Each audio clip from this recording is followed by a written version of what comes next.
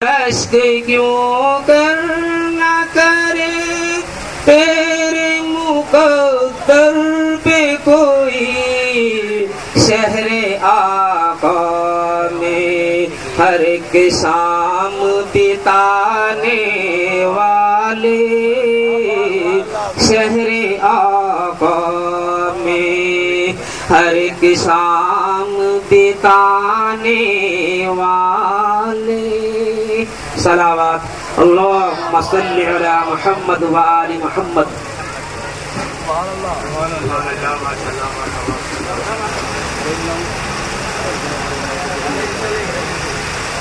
جو ابھی نعت رسول پاک صلی اللہ علیہ وسلم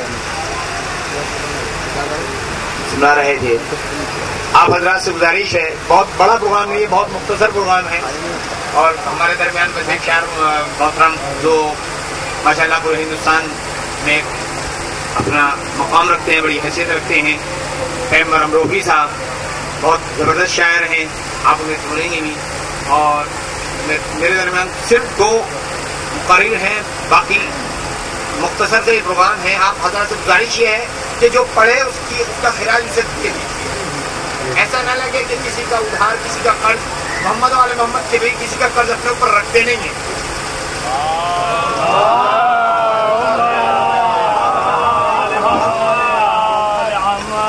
یہ پروگرام خاموشی سے، بڑے چپ لہجے سے، بڑے خاموشی کا خنجر سے ان کے اشعار کو قبول کر رہے تھے. مجھے بڑی حیرت ہو رہی تھی کہ بہت مختصر سا پروگرام ہے اور آپ اتنی سنجیدگی اور اتنی خاموشی کے ساتھ، جبکہ ایسے پروگرام اتنی سنجیدگی اور اتنی خاموشی سے ہوتے نہیں ہیں.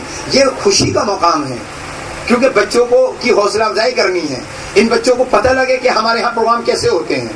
ہم محمد والے محمد کے فضائل پہ مسکراتے ہیں، داد و تحسین سے نوازتے ہیں.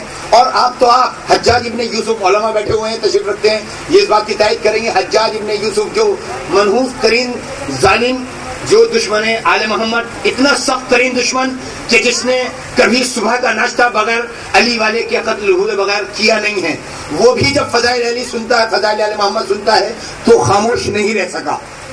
آپ نعت رسول پاک سن کے خاموشی سے گزر گئے. مجھے بڑی حیرت ہوئی، بڑا افسوس رہا. بہرحال میری گزارش یہی ہے کہ آپ بالکل خاموشی اختیار نہ کریں. جس کا جو حق ہے اس کا وہ حق اسے دیں. اور ابھی ہمارے درمیان ایسے مقرر ہیں جو کسی بھی ماحول میں، کسی بھی وقت، کہیں بھی، ہر ماحول میں عادی ہیں بولنے کے. اور آپ ماشاءاللہ، میں سماعتے میں چہرے دیکھ رہا ہوں کہ میرے درمیان کوئی ایسے چہرے نہیں ہیں. علی والے ویسے بھی جاہل نہیں ہوتے. یہ نہیں کہ میں شیخ مقرر ہوں اس لیے میں وہ لفاظی کر کے جا رہا ہوں. علی والے جاہل ہوتے ہی نہیں. میں اپنے کہے کا ذمہ دار ہوں، کسی کی سمجھ کا ذمہ دار نہیں ہوں. علی والے جاہل ہوتے ہی نہیں ہیں. ماشاءاللہ یہ سب پڑھے لکھے حضرات تشریف رکھتے ہیں. آپ لوگ کوئی بات کوئی کہے تو اس کو اس کی اجرت ضرور دیں. اور ماشاءاللہ ابھی تلاوت کلام رب بچوں نے کی، اور ہم شروع ہی پروردگار کے نام سے کرتے ہیں. یہ حقیقت ہے، وہ حی ہے، قیوم ہے، جبار ہے، ستار ہے، قہار ہے، لم یلد ہے ولم یولد ہے، لم یزل ہے، لا یزال ہے. اس سے کوئی بڑھ کر نہیں، اس سے کوئی بہتر نہیں، اس سے کوئی اعلیٰ نہیں، اس سے کوئی افضل نہیں، اس کا کوئی ہمسر نہیں، اس کا کوئی ثانی نہیں. ارے جس پروردگار کے محمد کا کوئی ثانی نہ ہو، اس اللہ کا ثانی کہاں سے آ جائے گا؟ اور وہ محمد جو معراج کی بلندیوں پہ پہنچا تو جو ہاتھ آیا وہ بھی پہچانا ہوا تھا، جو انگشتری تھی وہ بھی پہچانی ہوئی تھی. ایسا محترم، آپ توجہ کریں نہ کریں، میں کیا کروں؟ میں نے جب بھی دیکھا علی کو دیکھا، جہاں رسول دیکھے وہاں علی کو دیکھا. معراج پہ رسول گئے تو علی نظر آئے، بستر پہ تو علی نظر آئے، خیبر میں تو علی نظر آئے، غدیر کے میدان میں تو بھی علی نظر آئے.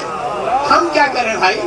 ہماری مجبوری ہے، ہماری مجبوری یہ ہے کہ ہمیں علی سے افضل ملتا ہی نہیں بھائی رسول.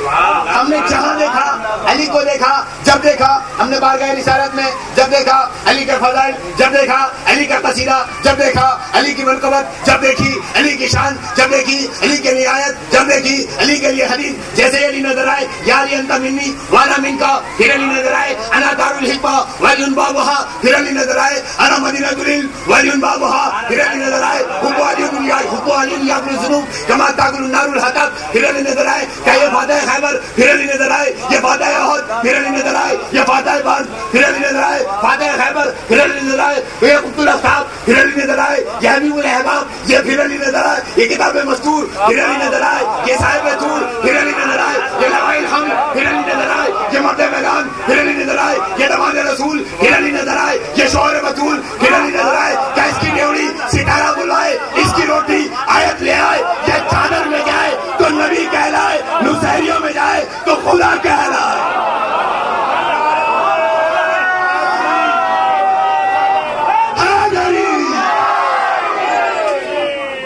یہ چادر میں جائے تو نبی کہلائے، نصیریوں میں جائے تو خدا کہلائے۔ ایسا نے محترم آپ نے نعرہ لگایا، مجھے بے پناہ خوشی، اور یہ نعرہ ہمارا فیشن ویشن نعرہ نہیں ہے، یہ ہماری عبادت ہے، یہ ہماری عبادت ہے، یہ نعرہ فیشن نہیں ہے۔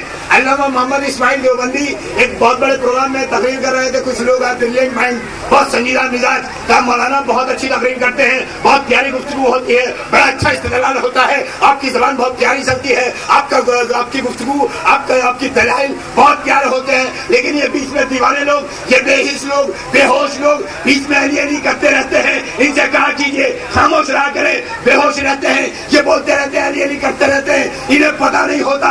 فیضان محترم محمد اسماعیل دیوبندی نے ایک فیصلہ کن جملہ کہا کہ مجھے حیرت تو اسی بات کی ہے کہ یہ بے ہوش رہ کر بھی علی کو نہیں بھولتے، تو ہوش میں رہ کر۔ میری گزارش ہے مولانا طالب صاحب قبلہ سے کہ وہ آئیں اور مسرت میں تشریف لے آئیں، بعد میں علی محمد رب العالمین ترین صلوات پڑھتے ہیں۔ آئیے مولانا صاحب تشریف لے آئیں، آپ آئیے۔ اس لیے پڑھ کے میں مولانا کو گزارش کر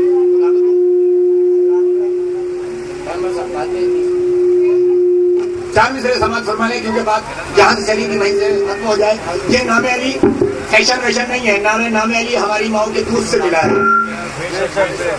یہ نام علی ہے، بچے جو کم سن ہمارے پڑھ رہے ہیں، یہ ہم نے، یہ بزرگ جو بیٹھے ہوئے ہیں، یہ اپنی ماں کی آغوش سے نام علی سن کے آئے ہیں، ماں کی آغوش سے بھی نہیں بلکہ ماں کے خون سے ہمیں نام علی ملا ہے۔ موسم نبی شہید کہتا ہے کہ ماں کے دودھ سے ہی پیا یا علی مدد۔ بھائی میری سمجھ میں نہیں آ کر کوئی خاموش رہ گیا، ماؤں کے دودھ سے ہی پیا یا علی مدد، ہم نے تو بچپنے سے سنا یا علی مدد۔ ماؤں کے دودھ سے ہی پیا یا علی مدد۔ مولانا طالب صاحب قبلہ چوتھے مصرے میں بھرپور توجہ، اور آپ کی اس سہمت کے لیے یہ چوتھا مصرع پڑھ رہا ہوں۔ ماؤں کے دودھ سے ہی پیا یا علی مدد، ہم نے تو بچپنے سے سنا یا علی مدد۔ محسن میری لہن میں وہ منظر عجیب تھا جب میں نے خود علی سے کہا یا علی مدد۔ سبحان اللہ، سبحان اللہ، سبحان اللہ۔ اتنی ہی بلند صلوات پڑھ دیں اس پر۔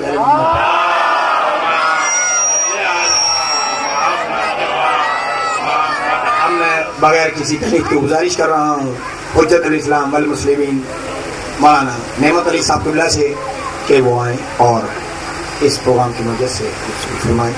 آپ بابا جی علیہ السلام پر پیش فرمائیں۔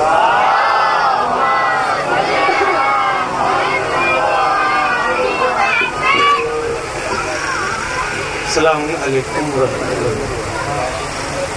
اعوذ باللہ من الشیطان الرجیم، بسم اللہ الرحمن الرحیم، الحمد للہ والصلاۃ علیہ، اما بعد فقد قال اللہ تعالی فی القرآن المجید والفرقان الحمید وهو اصدق القائلین، بسم اللہ الرحمن الرحیم، والعصر ان الانسان لفی خسر۔ صلوات پڑھیں محمد والا۔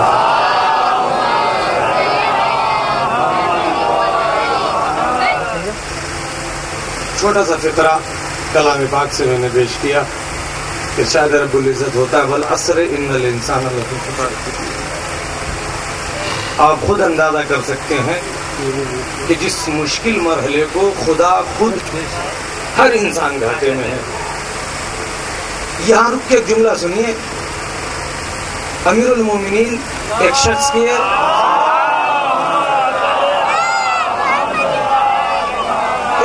کے سینے پہ چڑھ بیٹھے جو دشمن اسلام تھا۔ جب سینے پہ چڑھ کے بیٹھ گئے، اس نے ایک بات بے ادبی کی، امیر المومنین کنارے ہو گئے۔ لوگوں نے کہا کتنا اچھا موقع تھا، اور آپ نے اسے چھوڑ دیا. والعصر ان الانسان لفی خسر. خدا کی قسم میں کہتا ہوں, اللہ کہتا زمانے کی قسم, انسان گھاٹے میں. کہ آپ نے چھوڑ دیا اس کو. اب آئیے والعصر. مولا نے کہا کہ میں یہ کام اتنا سا یہ اس کے لیے کرنا چاہتا تھا, میں نہیں چاہتا اس میں کوئی شریک ہو جائے. چونکہ میرا نفس شریک ہو چکا تھا, میں تیش میں آ گیا تھا, میں غصے میں آ گیا تھا. اگر اس حال میں قتل کرتا تو یہ میری انانیت کا شکار ہوتا, میرے رب کی طرف سے قتل نہ ہوتا. تو خدا نے خود قسم کھا کے کہا کہ زمانے کی قسم انسان گھاٹے میں ہے. الا الذین آمنوا وعملوا الصالحات. آج بزرگ ہیں سبھی, تقریباً مجھ سے بہتر جانتے سماج کہاں پہنچ چکا. بہت سے لوگ ایسے ہیں جو مجھے پہچانتے ہیں, کچھ نہیں پہچانتے. ان کے لیے ایک جملہ ہے, زہر سے بھی بجھے ہوئے برے لفظ استعمال کرنے کا میں عادی, بہت ہی زہر اور کڑوی باتیں کہنے کا میں عادی. الحمدللہ زمین پر یتیم بچوں کی کفالت کا ایک سلسلہ جاری ہوا. جبکہ جو ولیمہ ہوتا ہے اگر 500 خط چھپے تو 400 خط رئیسوں کے لیے سوچ کے چھپتے ہیں. ابھی آیتیں پڑھوں گا. 400 خط رئیسوں کو سوچ کے چھاپے جاتے ہیں. بچے 100 میں سے 50 وہ ہیں جو مجبوری ہے. ہماری بہن بھی آئی تھی, یا بھتیجی یا بھانجی, مجبوری ہے اس لیے. بچے 50 وہ لوگ ہیں, محلہ ہے, پڑوس ہے, سلام دعا ہوتی ہے, ورنہ ہم راضی نہیں ہیں غریب لوگوں کو انوائٹ کرنے پر. کیا میں جھوٹ بول رہا ہوں؟ کیا ایسا نہیں ہے؟ جب ولیمے کی تیاری ہوتی تو رئیسوں کی فہرست بنتی ہے, غریبوں کی نہیں. مل گیا تو دے دیا. کیا یہ وہی زمانہ نہیں ہے؟ ایک لمحے کے لیے میرے ساتھ 1400-1500 سال پیچھے چلیے. جیسے پیغمبر نے ظہور کیا, اس وقت کے دور کو 1 منٹ میں سمجھیے, اس وقت کے کلچر کو. اس وقت زمین پر اچھی اور بری کی تمیز کر دوں میں ذرا سی دیر میں. اس وقت یتیم ہونا سب سے بڑا عیب تھا. کسی مالدار کے دسترخوان پہ یتیم کا آ جانا یہ اس کی توہین تھی. کیوں آیا یہ ہمارے گھر؟ ایک مالدار کے بغل میں غریب بیٹھ جائے تو یہ اس نے اس کی توہین کر دی. کیوں بیٹھا غریب آ کے مالدار کے پڑوس میں؟ کسی کے ہاتھ پیر میں نقص ہونا یہ عیب تھا. یعنی یہ وہ چیزیں تھی جو سماج کو دیمک کی طرح چاٹ رہی تھی. پروردگار عالم نے سسٹم کو اٹھانے کے لیے یتیم سے شروع کیا. زندگی یتیم سے شروع ہوئی ہے. دیکھیے آپ, اگر کسی کے یہاں شادی پروگرام فنکشن میں کوئی یتیم آ گیا تو اس نے اس خانوادے کی توہین اور بے عزتی کرنے میں کوئی کسر نہیں چھوڑی. ایک غریب مالدار کے بغل میں آ کے بیٹھ جائے تو اس نے مالدار کی بہت زیادہ توہین کر دی. یہ سماج تھا, آج بھی ہے کہ نہیں؟ وہی تو بات میں بھی کہتا ہوں, بالکل اسی طریقے سے. پہلے سیدھے تھا, اب گھما کے ہے. بات وہی کی وہی ہے. ایک جملہ اور سن لیجیے جب درمیان میں بات آ گئی. پیغمبر کے بغل میں ایک غریب بیٹھا ہے, رئیس. ایک غریب آ گیا, جیسے وہ غریب پیغمبر اس بغل میں آ کے بیٹھا, چونکہ خیالات تو وہی تھے, مزاج تو وہی تھے, ہے نا. اگر کوئی مٹی کے اوپر چاندی کا ورق لگا دے تو کلاکند تو نہیں بنا کرتی, ہے نا. وہ تو وہی رہے گی مٹی جو ہے. پیغمبر نے ٹھیک ہے ان کو کلمہ پڑھوا دیا, وہ انسان بنانے کی پوری کوششیں کر دی. جیسے وہ غریب آ کے بیٹھا, اس نے اپنے دامن کو اکٹھا کر لیا. چہرہ نبوت پہ بل پڑے.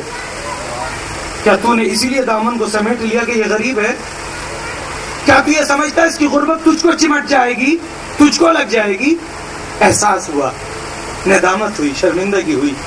کہ حضور غلطی ہو گئی, معافی چاہتا ہوں. پیغمبر نے کہا میری غلطی تھوڑی, اس کی غلطی ہے, کہ میں اسی سے معافی چاہتا ہوں. وہ شخص سر جھکائے بیٹھا ہے, غربت تو خود ایک عیب ہے. وہ بیچارہ سر جھکا کے بیٹھا اپنی غربت پہ. معافی چاہتا ہوں, کہ اس سے پوچھو وہ معاف کرے تو. اتنا کہنا تھا, یہ شخص پلٹ کے کہتا حضور آپ سفارش کیجئے, میں آدھی دولت دے دوں, یہ مجھ کو معاف کر دے. میں اس کو اپنی آدھی دولت دینے کے لیے تیار ہوں تاکہ یہ مجھے معاف کر دے. پیغمبر نے کہا تو راضی ہے؟ کہا نہیں حضور مجھے نہیں چاہیے. پیغمبر نے کہا کیوں نہیں چاہیے؟ کہا حضور ڈرتا ہوں کہیں میں بھی ایسا ہی نہ ہو جاؤں. اگر میں بھی ایسا ہو گیا تو بڑا خطرناک ہو جائے گا، ہے نا. خدا نے خود قسم کھا کے کہا زمین پر ہر انسان گھاٹے میں ہے. افسوس کا مقام یہ ہے کہ ہم جانتے ہوئے گھاٹے کے سودے کو پسند کرتے ہیں. ایک حدیث اور درمیان میں یاد آ گئی، کیف بکم، امام صادق علیہ الصلوۃ والسلام ہے. لوگوں نے اس والے زمانے کے لیے سوال کیا، مولا نے اشارہ کیا، کچھ لوگ نہیں مانے، اور کی ریدا. پیغمبر کے جانشین نے کہا کیف بکم، ابھی تم اس بات کو سن کے تعجب کر رہے ہو، اس دن تم کو کیا ہوگا؟ ینہون المعروف و یامرون المنکر. اس دن کیا ہوگا جب تم لوگوں کو اچھائی سے روکو گے، برائی کی دعوت دو گے. کہ فرزند رسول کیا ایسا بھی ہوگا؟ کہ بالکل ہوگا. وہ حدیث اس زمانے کی تھی، لوگوں کے سر سے اتر گئی. میں سناتا ہوں ترجمہ. آج سماج میں کتنی بڑی پوسٹ پہ چلا جائے، کم سے کم ہماری برادری کا آدمی عالم سے آگے اس کو نہیں سمجھا جاتا. کتنی بڑی پوسٹ والا آ جائے، عالم اس کے لیے نہیں اٹھایا جاتا، عالم کے لیے وہ اٹھتا ہے. تو اس کا مطلب آپ یہ جانتے ہیں سب سے اچھا راستہ علم والا ہے. جانتے کہ نہیں جانتے؟ کہیں دیکھا آپ نے؟ لیجیے مشہور شخصیت مظفر نگر سے قمر صاحب، دیکھا کوئی مولانا ان کے لیے کھڑے ہوتے ہیں؟ وہ کھڑے ہوتے کہ نہیں ہوتے؟ تو اس کا مطلب آپ نے فیصلہ کیا کہ اس سے زیادہ کچھ نہیں ہے. آپ کا بچہ میرے پاس آیا، آپ آئے میرے پاس، بول صاحب ہمارا بچہ 99% لایا ہے. کیا کہنے صاحب، کیا کئی سال انٹر کیا. اب دیکھیے آئندہ کا پروگرام، ہم نے کہا اس کو ڈائریکٹ ایران بھیج دیجیے، صاحب علم صاحب امامہ بنے. پاگل ہو گئے آپ؟ دماغ خراب ہو گیا، بچے کا مستقبل خراب کریں گے. کیا نہیں ہے ایسا؟ ارے کسی انجینئر کالج میں بھیجیے، ڈگری کالج میں بھیجیے، فلانی جگہ بھیجیے، میڈیکل کالج میں بھیجیے. آپ حکم دیتے ہیں. خالہ کے گیا، ابا کا ارادہ یہ ہے کہ ہم کو بھیجنے وہ کسی مدرسے میں. پاگل ہو گئے ہیں؟ ہم بات کریں گے ان سے بھی. لو بچے نے انٹر تک پڑھا، اسے وہاں بھیجنے مدرسے میں. یعنی اگر کسی سے مشورہ لیجیے تو غیر مسلمان استاد کی صحبت کے لیے راضی ہے. امیر المومنین کا لباس پہن کے جو خدمت کرتا ہے اس کی خدمت کے لیے راضی نہیں ہے.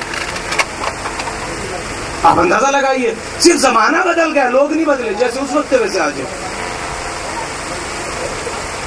قرآن کی بھی آیت سنیے، پیغمبر کو اللہ نے حکم دیا اما الیتیم فلا تقہر.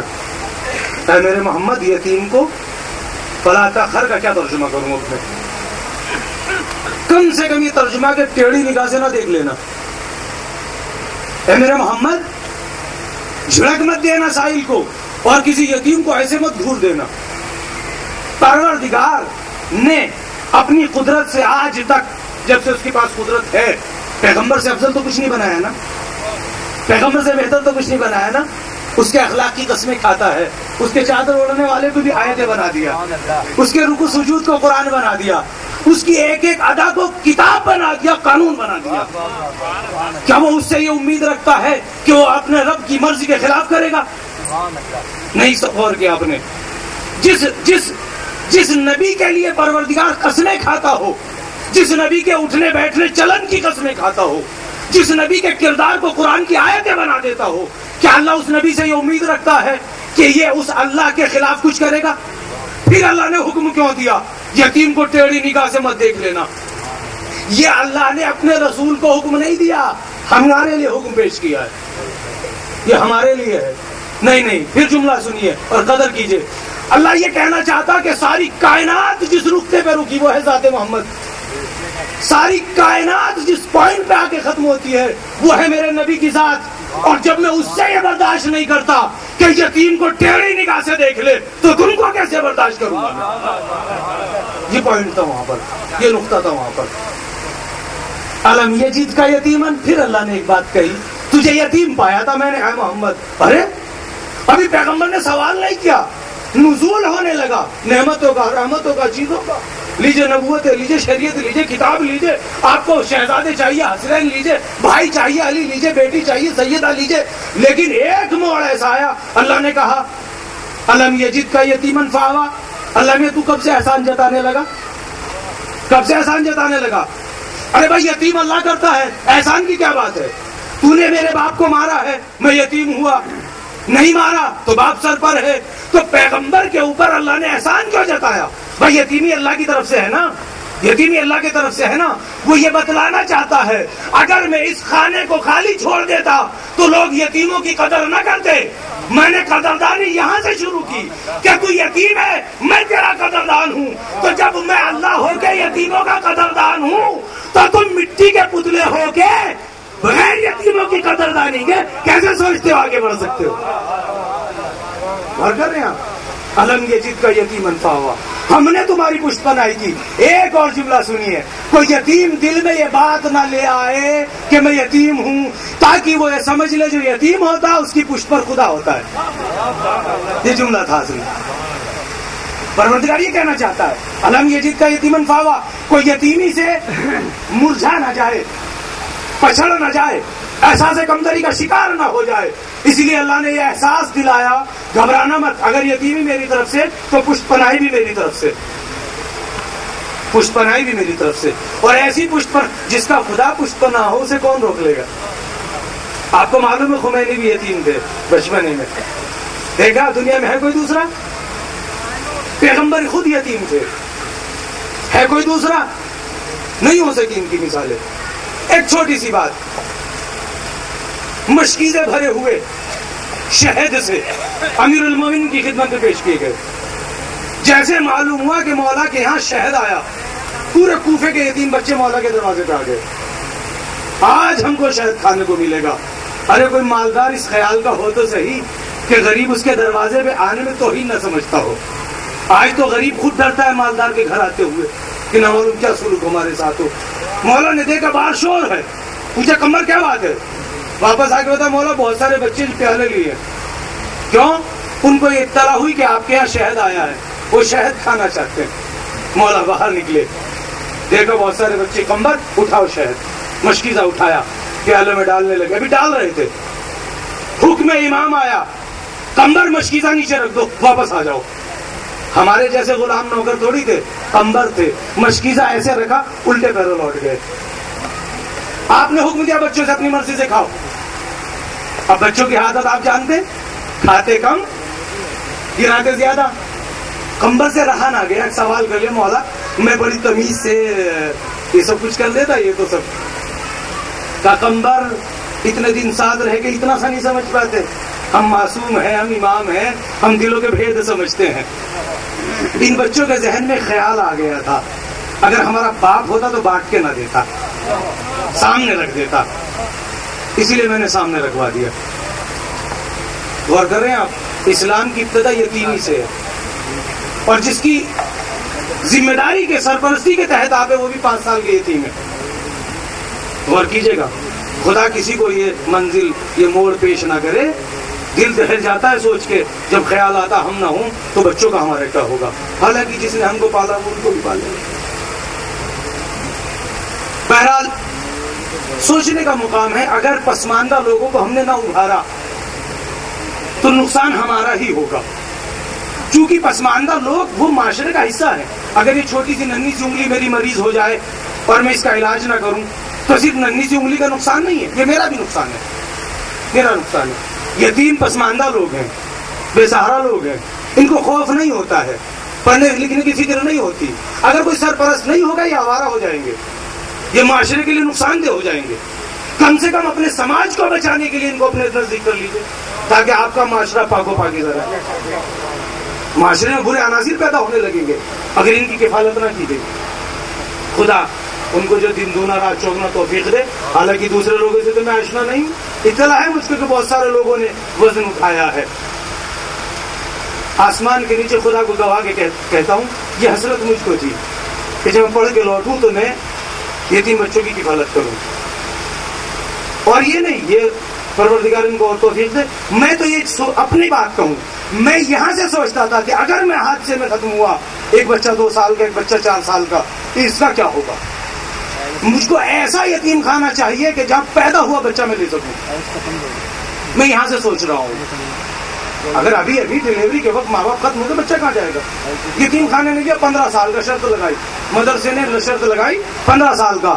وہ 15 سال کا بچہ ہوٹل پہ جا کے برتن دھو کے پیٹ بھی پالے گا، 100 روپے بھی لائے گا. آپ نے کون سا احسان کیا اسے لے کے؟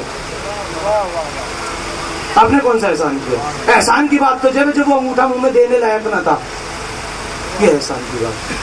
خیر قطرہ قطرہ دریا ہوتا، ان کو یہاں سے فرصت ملی، یہاں سے خدا کسی اور کو توفیق دے گا، وہ اس سے آگے لے کے چلے گا. بہرحال ایک ہدف ہے جس میں کامیابی ملی اور ملتی رہے گی. اور مومنین جتنا بھی تعاون کیے، میں نہیں جانتا، غائبانہ میں ان کا شکر، دل سے شکر گزار ہوں. کیوں؟ میں کیوں شکر کرنے لگا؟ میں اپنے آقا مولا کی طرف سے، میں بھی یتیم خانے ہی سے شروع کیا زندگی، میں بھی وہیں سے شروع کیا جن کے اوپر لیبل لگے ہوئے تھے یتیم خانے کے. اللہ کا شکر ہے، اللہ نے عزتوں سے نواز دیا. میں نے بتایا نا خمینی صاحب 3 4 5 سال کی عمر میں یتیم ہوئے، یتیم خانے سے زندگی شروع ہوئی، اللہ نے کتنا نواز دیا. اس لیے میں اس طرف سے شکر گزار ہوں کہ مومنین کو یہ خیال آیا کہ ان کی کفالت کی جائے. ممکن ہے ان میں سے نامعلوم کون سا خمینی بن کے اٹھنے والا ہو. کسی کو خبر تھوڑی تھی کہ 7 سال کے بچے کو جب ماں نے یتیم خانے میں پیش کیا کہ یہ جو ہے خمینی زمانہ بن جائے گا. ایک چھوٹی سی بات گفتگو کے اختتام میں، علم کے میں خلاف نہیں ہوں، کوئی بھی علم تو علم ہے، لیکن کم سے کم یہ علم اتنا سکھا دیا جائے کہ مرنے والے باپ پہ فاتحہ تو پڑھ سکے. جس نے اتنا سب کچھ کیا فاتحہ تو پڑھ سکے، ایسا تو ہو جائے. لہذا امیر المومنین کے حوالے سے پھر سنیے 2 شعر، صرف 2 شعر. لیس الحسن بتزئین اثوابها، مولا فرماتے ہیں خوبصورت کپڑے پہن لینے سے کوئی خوبصورت نہیں بن جاتا. میں نہیں، امیر کائنات خالق نہج البلاغہ کے شعر. لیس التزئین، لیس الحسن بتزئین اثوابها، خوبصورت کپڑے پہننے سے کوئی حسین تھوڑی بن جاتا ہے. ان الحسن حسن علم والادب، آدمی علم اور ادب سے بنتا ہے حسین. پھر اگلا شعر سنیے، لیس الیتیم قد مات والدہ، ارے یتیم وہ تھوڑی جس کا باپ مر جائے. ان الیتیم یتیم العلم والادب، یتیم تو اسے کہتے جس کے پاس نہ علم ہو نہ ادب ہو. تو ایسا نہ ہو، اگر یہ کام نہیں ہوا یہ پوری قوم یتیم ہو جائے گی. اور کرے میں کہاں سوچ رہا ہوں، اگر یہ چھوٹا چھوٹا 10-20 بچوں والا کام نہیں ہوا، مولا امیر المومنین کے شعر کی روشنی میں یہ قوم یتیم ہو جائے گی. مولا نے کیا کہا؟ ان الیتیم یتیم العلم والادب، یتیم اسے کہتے جس کے پاس نہ علم ہو اور نہ جس کے پاس ادب ہو. تو علم ادب اسی کے حوالے سے تو شروع ہوتا ہے. مجھے اس اسکول کا نام بتائیے انگلش میڈیم کا جس نے آپ کو کوئی علم ادب سکھایا ہو. میرے پاس بھی انٹر بی اے ایم اے کے بچے آتے، ٹیوشن بھی پڑھاتا ہوں میں سائڈ میں نے اعلان کیا ہو جس کی جو حاجت ہو آئے، پڑھاتا ہوں. ابھی بھی چل رہا ہے معاملہ، جامعہ کے جو ایگزام ہو رہے ہیں عربی والے، کوئی چیز ان کو استاد نے ان کو نہیں بتائی. کم سے کم اس لائن میں آگے استاد یہ تو کہتا کہ بیٹا سلام کرو کوئی آیا ہے. سکھاتے کہ نہیں سکھاتے؟ بس ایک جملہ، میں زیادہ مخل نہیں ہونا چاہتا ہوں، ایک جملہ جناب پیغمبر کے حوالے سے بھی اور جناب عیسیٰ کے بھی حوالے سے. گزر ہوا اصحاب کے ساتھ، نبی خدا نے کہا جلدی سے گزرو، جلدی سے گزرو. جب گزرے حضور آپ نے ایسا کیوں ارشاد فرمایا کہ یہاں پر قبر میں ایک مردے پہ عذاب ہو رہا ہے، چونکہ میں نبی ہوں میری وجہ سے عذاب رک گیا، یعنی فرشتوں کو کام کرنے میں ڈسٹرب ہو گیا. یہ ہوا اب عذاب روک لو. خدا کی قسم 3 بار اس لائن کو چھوڑا ہے. اسی تنگی اور مشکلات، یتیم خانہ اور فرنیچر اور غربت اور دال اور 2 روٹی، نہ شہری کی خبر نہ کپڑے کی خبر. یہی خیال آیا کہ شاید ماں باپ کے لیے سال ثواب میری زندگی بن جائے. آپ بھی یہ سوچ کے کچھ خدمتیں کے بارے میں فیصلہ کیجئے اور حتمی فیصلہ کیجئے.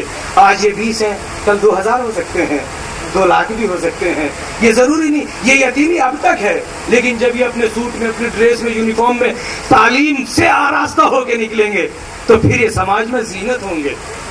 اور ہے ایسا، جتنے صاحب علم ہیں وہ سماج میں زینت بنا کرتے ہیں، کسی کے لیے تکلیف دے کر سبب نہیں بنتے. مل جل کے میں سب حضرات کے لیے ایک بار پھر دعا گو ہوں، پروردگار آپ سبھی حضرات کو دن دونا رات چوگنا ترقی عطا فرمائے. بی بی سیدہ زہرا اس